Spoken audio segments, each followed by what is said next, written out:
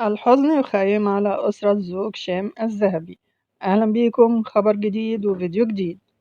فقدت اليوم أسرة زوج شام الذهبي ابنة السيدة أصالة السيدة عطيات، وهي جدة زوج شام الذهبي. وكتبت شام عبر حسابها: توفيت إلى رحمة الله تعالى جدة زوجي الحاج عطيات الملاكي الجميل، اللي كانت بركة حياتنا كلنا، حنية وطيبة الدنيا كانت فيها.